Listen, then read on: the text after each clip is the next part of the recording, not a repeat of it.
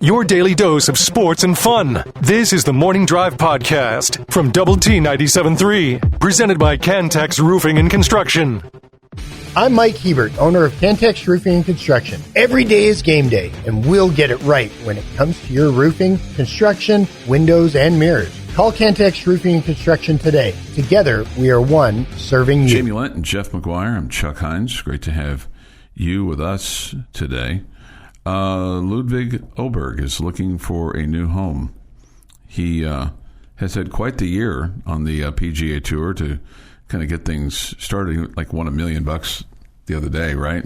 It's good. So apparently, it's a good day. Apparently, according to this article that I read, he's been living with a fellow PGA Tour pro and countryman, Vincent Norman.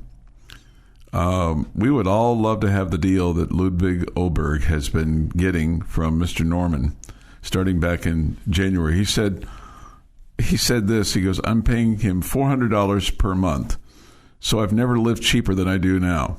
And he's never made more than he does now. He said, I started by saying $500, and then you go, how about $300? So I said, let's do $400.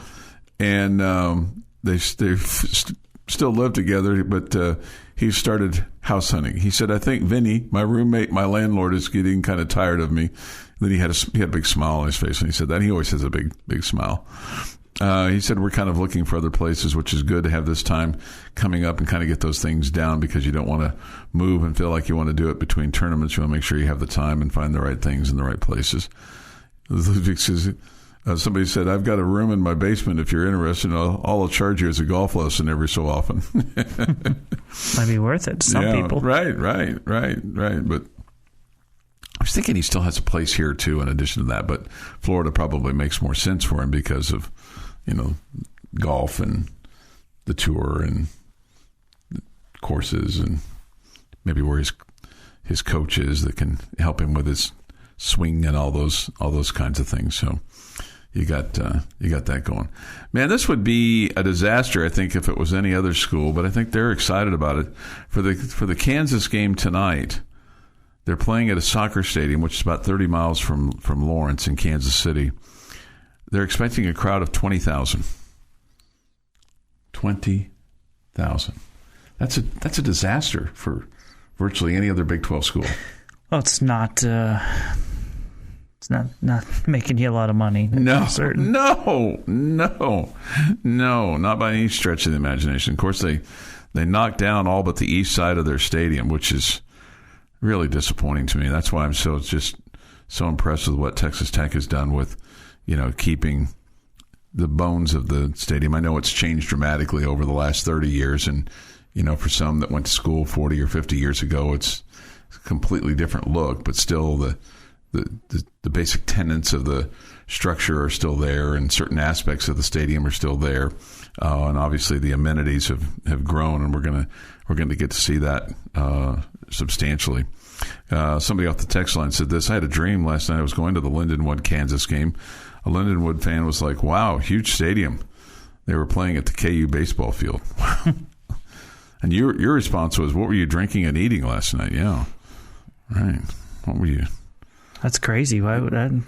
What were you thinking there? Why did what made you end up at a KU football game? Right. As part of your dream. Right. That's exactly right. It's weird. It's very weird. Did you listen to a podcast of the Morning Drive right before you went to bed last night?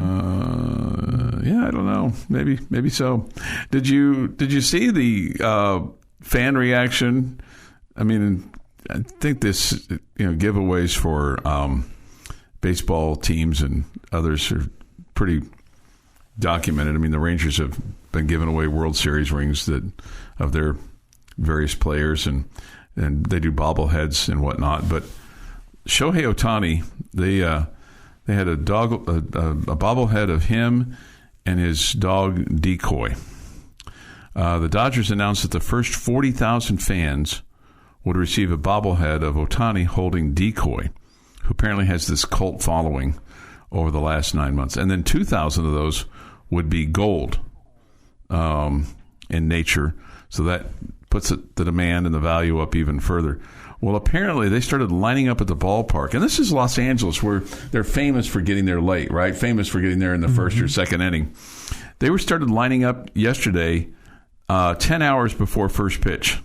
By 2:30, the line had become so long, the demand to enter so high that the parking gates were practically forced to open 2 hours before they normally would for a 7:10 pitch. An hour later, tens of thousands of them waiting outside the entry gates. They were allowed in at 4:30, which is 40 minutes earlier than usual. And then they got to watch Ohtani throw a bullpen session. And they crammed the edges of the bullpen. It was just nuts. Dave Raymond said, I heard that Decoy was going to throw out the first pitch, and I'm impressed that the dog was already that trained. I guess if it's Shohei's dog, nothing should be surprising. Mm-hmm. And he talked about how he had a little bit of a struggle getting into the stadium because of the crowd fighting traffic to get to the ballpark. Bad deal. That is a bad deal. They love them some Shohei out there. They really do. Mm-hmm. They really do. Love themselves. He's been a spectacular player so far, and he still hasn't even been able to pitch for him. Imagine next year what it'll be like. Yeah, and the Dodgers continue to lead the West. Man, you got to kind of take your hat off. The Dodgers lead it all. I think they have the best record in baseball now. 79-54. They're at 594. They're ahead of the Phillies by percentage points. And, they're better than anybody in the American League. The Yankees have the best percentage in the American League at 78-56. The Phillies are 78-55, so their win percentage is 586. They've kind of turned it around. They had such a bad start after the All-Star break there for a long period of time, but they're now extending their lead over Atlanta. They've got a lead over them by 5, and they lead the Mets by 9. So they probably wouldn't say it's comfortable, but they certainly have righted the ship. They got to put on them by the Astros yesterday, though. Yeah. 10-0. 10-0. Milwaukee leads the Central, and then the Dodgers lead Arizona by 3. What I was going to say is, how about the Diamondbacks who, lost to the Rangers in the World Series last year, and they're very much in the thick of things. Sure they are. Yep. Mm-hmm. So you got to kind of tip your hat to them, but maybe they haven't had the injury problems and other things that the Rangers have had, because it's not been the year that they've wanted to defend their championship. Seattle won last night too, so they remain 3.5 behind the Astros, who start a big series tonight with the Royals. We'll have it for you at 6:40 on 100.7 The Score from Houston. The Morning Drive podcast from Double T 97.3 is presented by Cantex Roofing and Construction. Time for this day in sports history. Today is Thursday, August the 29th. Time for this day in sports history. Here is Jeff McGuire. I have an interesting one later, and then a not a good day. Okay. Just warning everybody ahead of time. We got a not a good day coming. We're hopeful every day is interesting, right, Jamie? I think most days have some interest to it. Yeah. Well, one specific about this week coming up. 1925 is where we will start, though. After a night on the town, Babe Ruth shows up late for batting practice. He is slapped with a $5,000 fine and suspended for the game. So even Babe Ruth had to show up on time. $5,000 in 1925. That's got to hurt your pocketbook a little bit. Even hurt my pocketbook today. Sure, right. But even for Babe Ruth. 1937, Philadelphia A's Bob Johnson is the second to get 6 RBI in an inning. He did it in the first inning. 1964, New York Yankees Mickey Mantle ties Babe Ruth's career strikeout record of 1,330. Those are the not good versions of the strikeout, as opposed to like Nolan Ryan getting 3,000 strikeouts. Those are the good versions. 1977, St. Louis Cardinals Lou Brock eclipses Ty Cobb's 49-year-old career stolen base record, grabbing his 893rd bag as the Padres win 4-3. 1987, speaking of Nolan Ryan, Houston Astro Nolan Ryan passes the 200 strikeout barrier for a record 11th time. 2018, star quarterback Aaron Rodgers signs an NFL record contract extension with the Green Bay Packers 4 years worth $134 million, rising to a potential $180 million with a record $103 million in guarantees.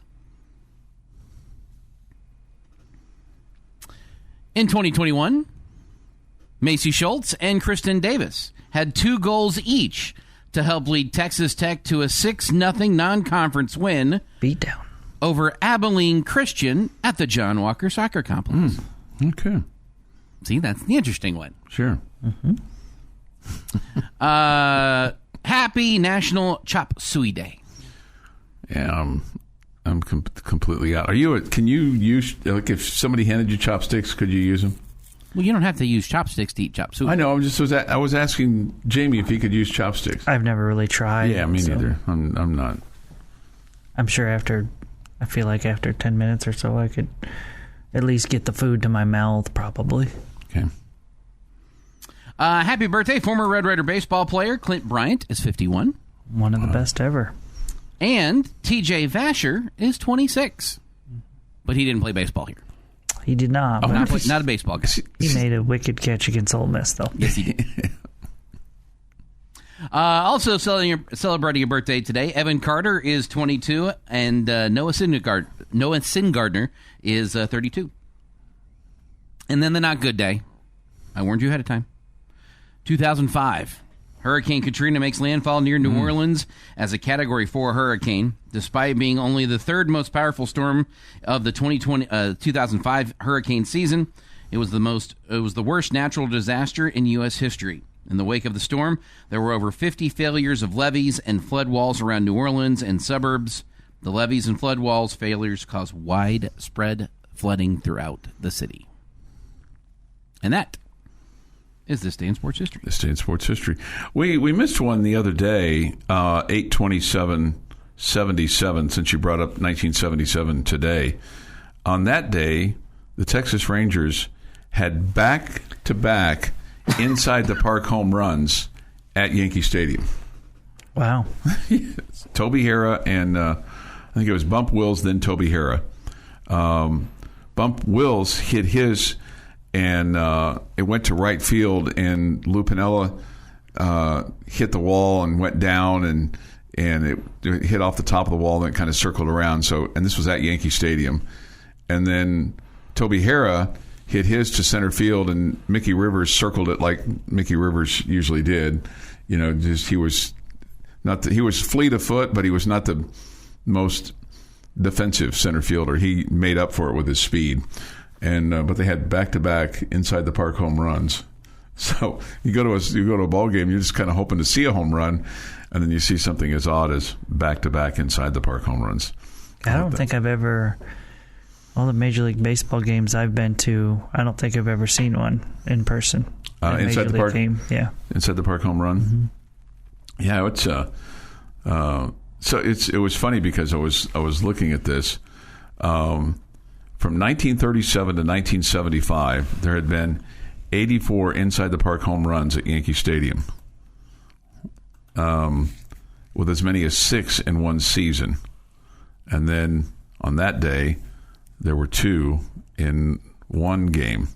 The Rangers were with their 4th manager of the year, the 4th manager of the team that year, in that season.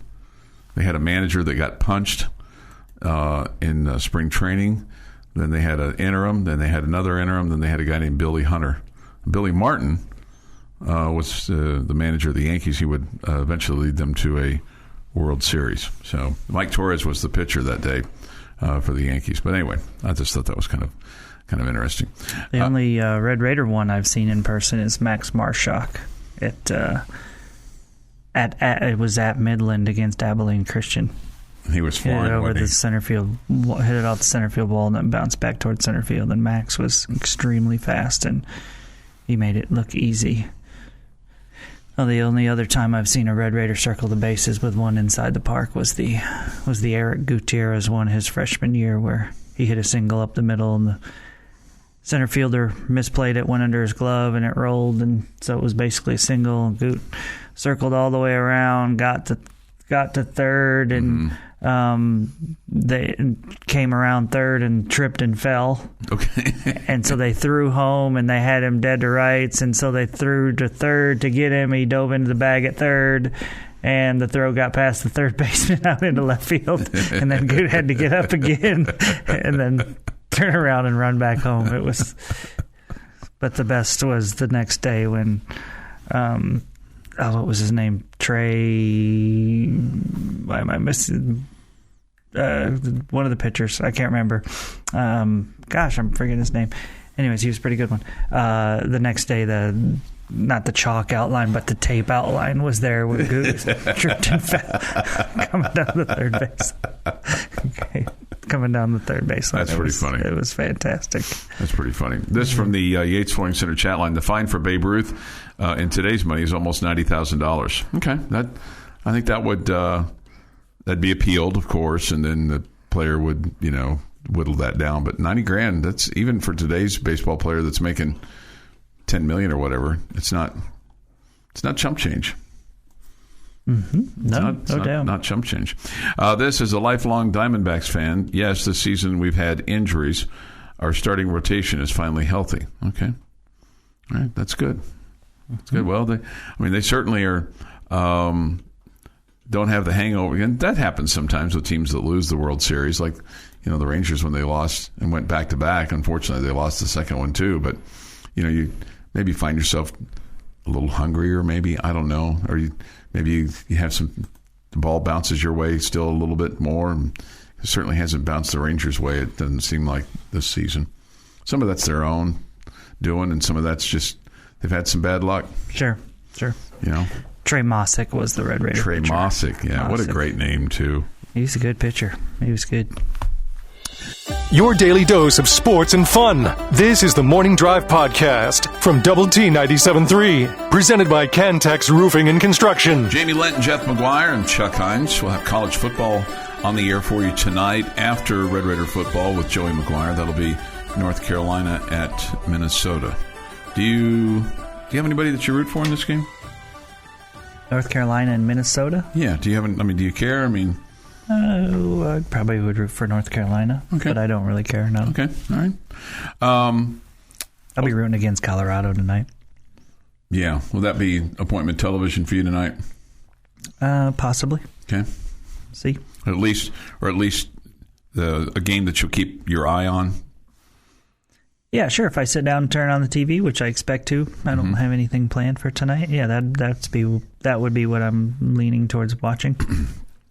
And, it's probably you get a little giddy if North Dakota State gets up by a couple scores and you go, ooh, here we go. Here we go. Just like that. I knew it would be just like that. Just like that. Mm-hmm.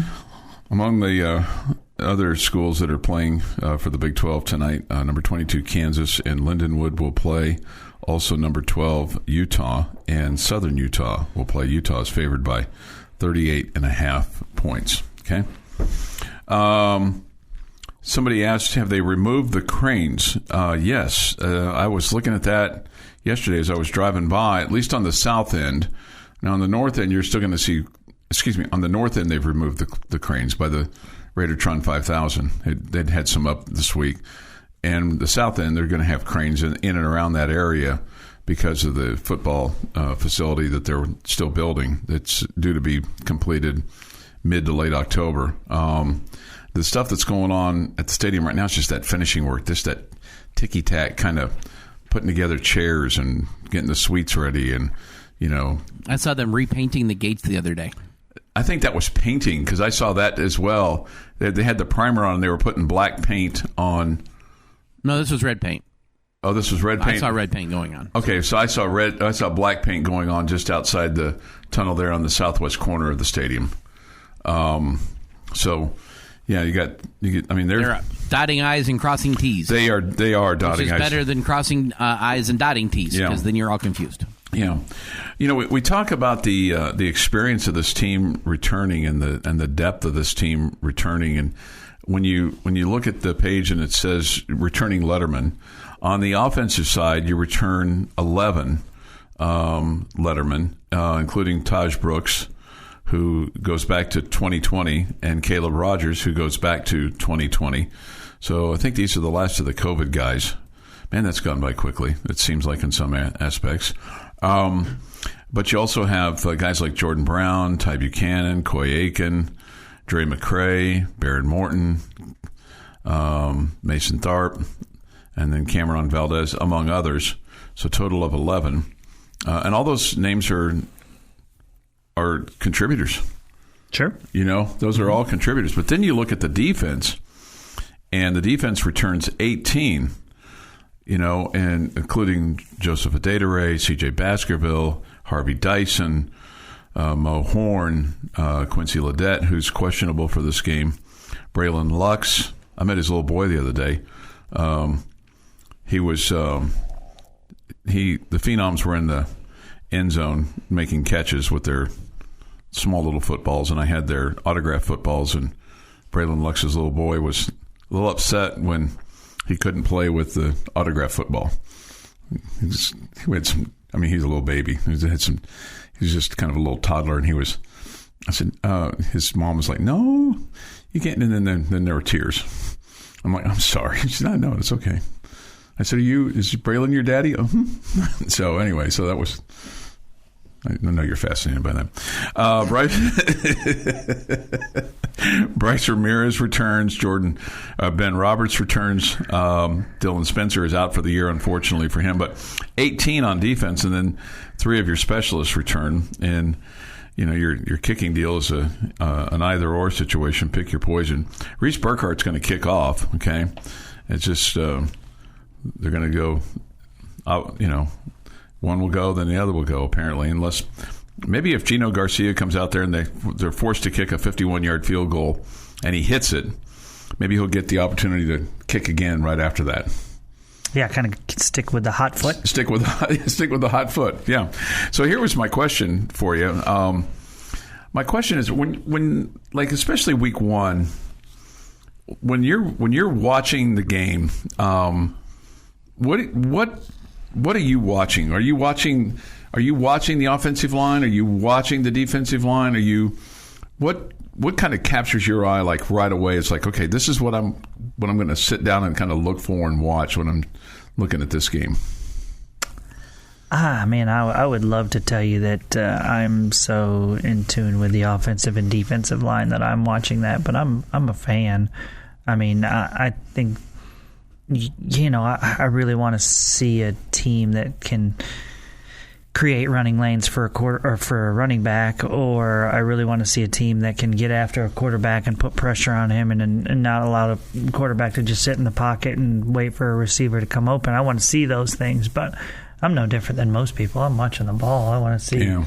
I want to see big plays. I want to see excitement. I want to see receivers win 50-50 battles and defensive backs win them as well on our side. So, I think I kind of probably fall into that same category as most, in that I'm just watching.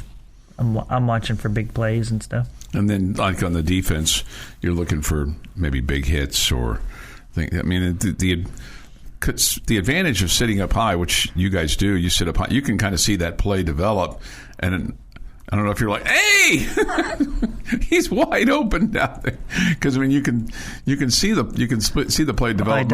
I don't yell because I'm certain that they can't hear me, but right. I mean there are definitely times like, oh man, he was open over there, or that guy was open and he totally missed him. Yeah, thank God he didn't get him, or dadgummit he didn't get him. Sure. Right? Well, depending on the situation. It's also probably been a year since we said, wow, that guy was wide open. So the delays in those.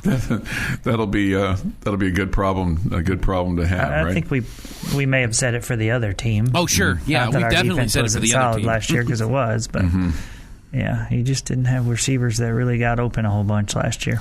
Yeah, and that's maybe one of the, not that you're going to know that with this game, but I mean, I guess you can only look at it from a negative with this game, going, man, if you're struggling with your receivers against Abilene Christian, then you either A, aren't who you thought you were, or B, didn't take them seriously enough, because you'd certainly like to see some big plays out of your receivers on Saturday, and being able to see, hey, it looks like this group is much better than where we were a year ago. Yeah, it'd be really disappointing if you're not seeing some big plays out of those guys. Yeah. So, and seeing the quarterback get protected. Bobby Hot Dog says, this sounds like OSHA Inspector Heinz has been driving around construction sites and chatting up the site foreman again. I don't know about driving. Well, yeah, maybe to a degree. I've just kind of had my eyes open. I haven't chatted with the site foreman to see how things are going, with my official construction hat that I've gotten. So I haven't done that. Now, your hat doesn't say official, right? No. Because that would be Sneed. A guy gave this to me, 30 years ago, but it is an official construction hat, and it says Chief Inspector Heinz on it. Ah. Nice. Yeah.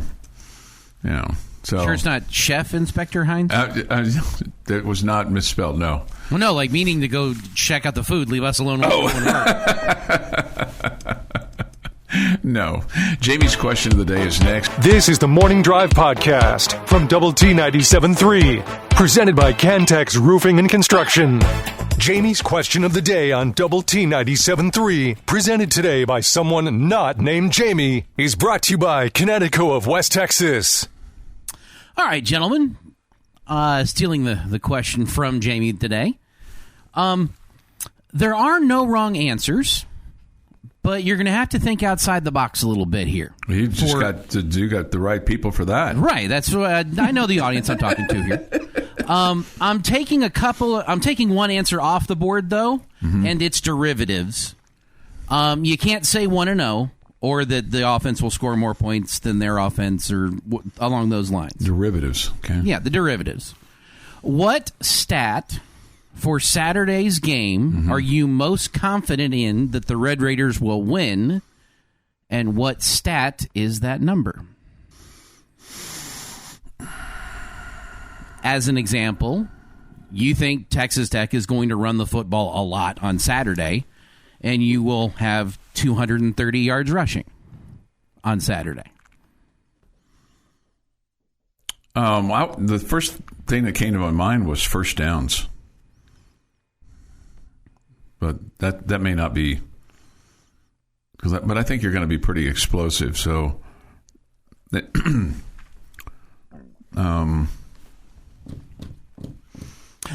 of hard because we don't know. We expect it to be a balanced attack. We expect you to be able to handle your business on both sides of the ball. But which is the one you feel most confident about? I think total offense. I think you're going to have 500 yards, and they're going to have 275. I think fan support. I think we're going to have about 59,000, and they're only going to have less than 1. You said I could think outside the box. You can think outside the box. That's a completely acceptable answer. I'm going to go with a positive in the turnover margin. When we look back at last year's team and the previous two seasons with Joey McGuire's team, that they've been able to turn opponents over, especially in non-conference play, and really take advantage of those and take away the Oregon game, not really have that kind of struggle where you're just absolutely it feels like you're dominated in that particular category.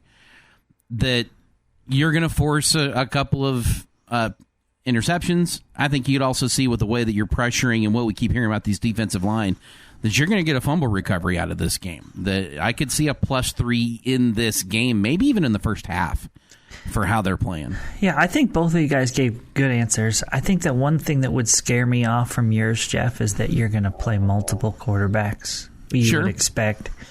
And so that gets a little bit willy-nilly there. You just don't know what a young guy who's in there. I think to go along with Chuck, and I think his answer is a really good one in first downs. I think time of possession, you'd like to think that your offense is going to be able to dominate this football game. Okay? And so you're going to be racking up a bunch of first downs, what's going to help you win the time of possession. But then again, maybe you're a big strike offense, and so you're not dominating the time of possession, but you are dominating the scoreboard. But I think first downs is a really good answer. Yeah, it's just hard to guess with the running attack, or the passing attack. I expect you to win both of those, but again, when it comes to garbage time, which you expect this game to be at least a quarter full of garbage time, we just don't know what's going to happen there. That's why I was fairly confident that you were going to have way more fans than them. Yeah, right. I think that you probably could. Although there's some lovely people probably that are excited to see. Oh, sure. And I'm sure there'll be plenty of folks from Abilene that'll drive up. Yeah, right. Yeah, I gave them 1,000. That's a good amount, right? That's a good amount, yeah. No, I think so. None of us, I don't want to say none of us, but most of us aren't rooting against their head coach. Patterson did a lot of good things here and really helped turn the defense around with Wells and was able to build off of what you got done at the end of Cliff Kingsbury's time. That it's not a situation that we're wanting to just pound it into him like it would be another coach out there. That we win this game by 7 points and you control the game. Sure, the bettors are going to be upset, but you won the game. I don't know. Maybe it's just me. I just like, first off, Coach Patterson, yes, definitely factors in. Former Red Raiders over there?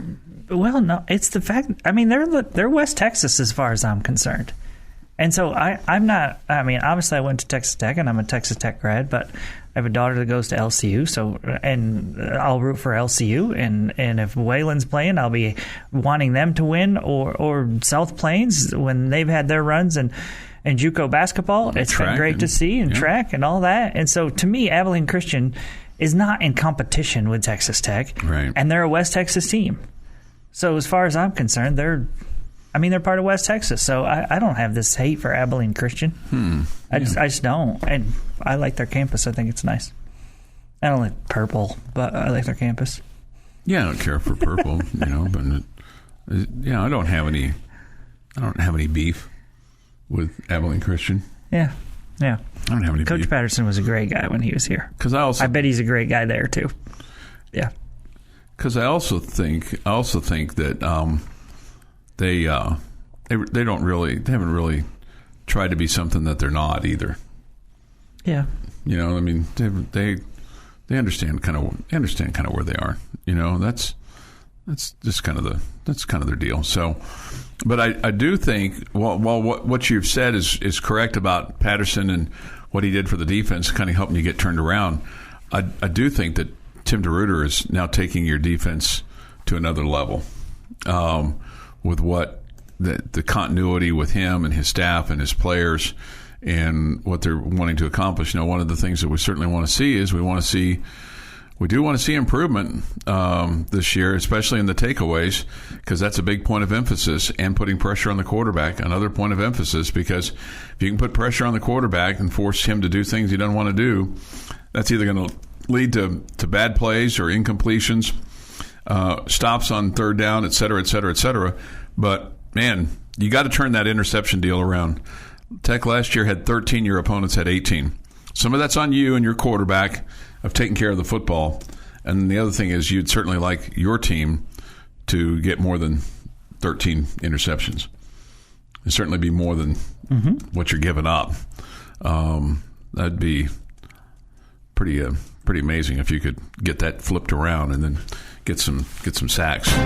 This is the Morning Drive Podcast from Double T 97.3, presented by Cantex Roofing and Construction. Good morning with Jamie Lent and Jeff McGuire. I'm Chuck Heinz. We come to you this morning from the First United Bank studio. Look forward to your thoughts, comments. Yates Flooring Center chat line. Go to doublet973.com for that, or the mobile app. Visual Edge IT hotline open too at 806-771-0973. Texas Tech soccer back in action tonight, Jamie, at the John Walker Soccer Complex. 7 o'clock first touch. Red Raiders are 2 up, 2 down. Weber State, their opponent tonight, 0-2-2 on the season. Okay. Texas Tech has already lost the same number of games they lost last year, 2. So they've played some tough competition. They have. So far. They have. I mean, having to go to Penn State. Yeah, going on the road to play a top 5 team, and then Utah State. Utah State's now ranked, so they're a good team as well. And plus, you've been, just hard hit with some injuries. Yeah, I'm sure there's some pretty high level of frustration over there. I wonder if there's a score that they could post tonight that would make everybody feel good, as opposed to maybe just 1-0. I mean, I wonder if it's one of those deals where, hey, let's go out there, ladies, and get us 6 goals and skunk them. Yeah, I think you play the game the right way, and if it's 2-0, you're happy with it, and you call it a win, and you move on. And Coach Stone's going to say you just try to keep getting better every day, and hopefully by the time we get to Big 12 play here, not too far off, we'll be playing at a higher level than we're playing now. Do you think How was that for some coach speak there? Sure. I just was going to... Coach Stone is not a coach speak guy, though. No, he's not. He's kind of in your face kind of guy. I mean, I wondered if he could use some help, with Coach Stone and Coach McGuire, neither one of them are really coach speak guys. No, I think Coach Tadlock and Coach McCaslin are more coach speak guys. Okay. Yeah. Okay. But when they do speak, I mean, Coach Tadlock, he's a man of not very many words sometimes. Yeah, I mean, I think Coach Tadlock and Coach McGuire are very similar in that one of the things that they do well and here's where Coach Kingsbury really struggled in this area, right? Just because Coach Kingsbury was not a talkative guy or whatever, Coach Kingsbury would walk into a press conference with his head down, okay? Would walk to the podium and say, okay, hit me with your questions, whatever his line was, right? Yeah. Coach McGuire and Coach Tadlock, Coach McGuire will point out, hey, Chuck, how you doing today? Hey, Billy, what's going on? Right. Man, beautiful out there, and the guys, whatever, okay? I'm a tuba guy, just so you know. Coach Tadlock at many of his press conferences shakes every person's hand, or he'll chat them up, before he even steps up to his little podium chair thing that he sits in, he'll chat people up, and it's just different styles of people. I've never really been one for Coach McCaslin, so you'd have to tell me about that. But it's, I think Coach McGuire, Coach Tadlock just have this way of making you feel comfortable, around them or whatever. Yeah. And Coach Kingsbury, quite honestly, kind of felt like he wasn't comfortable around us. Right. And so he's like, I'm here to keep from getting fined. Yeah. Okay. I'm here to answer the questions. He wasn't rude about it or anything like that. No. Any way, shape, or form. No. He was there to do a job, and he was hoping to get it over with as quick as possible. Right. And and we know which of all those guys that we just mentioned who you would be. Okay. And we know which that I would be. Yeah, right. No, there's no question about it. I think you'd be Tadlock. Or McGuire. I think you'd be Tadlock, because you'd stop and talk and shake hands. Oh, probably so. Before you ever got to the podium. Oh yeah, probably so. Yeah. It would take you a while to get there. Okay. And I would be Coach Kingsbury. Or maybe a combination of him and Coach McGuire. I would say hi as I was walking in. I just wouldn't be stopping and having conversations. No, I don't think so. Yeah, I don't think that you would. Coach Stone, knowing Coach Stone like we know Coach Stone, Coach Stone would stop and he would tell us why we were wrong in our previous opinion about something on the show that day. Right. And he'd get the debate going. He'd make with the that crowd. clear, wouldn't he? I don't know what Heinz was thinking today. Right. I don't know why Jamie said that. He's a buffoon. Yeah. Yeah. And of course, in a good, friendly, fun way. Buffoon kind of way. Yeah. He would say all that, and it would be fun. 8:06 this morning here on the Morning Drive. Speaking of Joey McGuire, will have his inaugural radio show for the year on tonight. That'll be Red Raider football with Joey McGuire. That'll be at 6 o'clock this evening here on Double T 97.3. I'm not going to take credit for this, and I'm not going to say that it's because of me. I'm just glad that they're doing it. The Ronald McDonald House does the S.A.C Attack, right, for putting, people donate for every sack. And, for years we've been this offensive school and haven't really been much of a defensive school, and they're trying to put an emphasis on that, trying to get more sacks, each year and each year and each year. And I had suggested last year that, hey, I know you got this thing, S.A.C.K Attack, but kind of score a lot of touchdowns here. What about something along those lines? Well, the Red Raider Club this year has put together a touchdown fund. I don't know what they're calling it. I can't remember what they're calling it, but you can donate, whatever you'd like, $5, $10, $100, whatever, for every touchdown that the team scores, and it goes to the Red Raider Club. Doesn't go to any specific person. And again, I'm not trying to take credit or anything. I'm just trying to publicize it. You're laughing because you don't believe me, but I'm not. I'm truly not. When you start something with, I'm not going to take credit for this, but I think most people understand that you are. No. I just wanted to. You're claiming. I just wanted to point out the fact that they're doing it, and I think it's cool that they're doing it. If you really just wanted to point out the fact that you're doing it, you wouldn't have mentioned that you suggested because I said that I've said this before, and I just wanted to make sure that I wasn't trying to do that. So anyway, if you want to donate to the Red Raider Club for every touchdown that the Red Raiders score this year, you can do that. And it goes to a good cause. That's awesome. Yeah. So there you go. 8:08 this morning here on the Morning Drive. We'll also have college football on the air for you tonight after Red Raider football with Joey McGuire. That'll be at 7, North Carolina and Minnesota. Well, we'll see that cat from Minnesota, and he'll do the old, what was it, row your boat, or he's the row your boat guy, right? There's the saw logs guy, and then the row your boat guy, and then you just have Mac Brown over there trying to coach up the Tar Heels to a victory. I don't know who rows boats. I think who saws PJ, logs. the guy at Minnesota, I think is your row your boat guy. But we'll have that game for you tonight at 7 here on Double T 97.3. Rangers play at 12:30 today, pregame against the White Sox there in Chicago. We'll have that for you on 100.7 The Score. This has been the Morning Drive Podcast, presented by Cantex Roofing and Construction. Check out our library of Double T 97.3 podcasts at doublet97.3.com.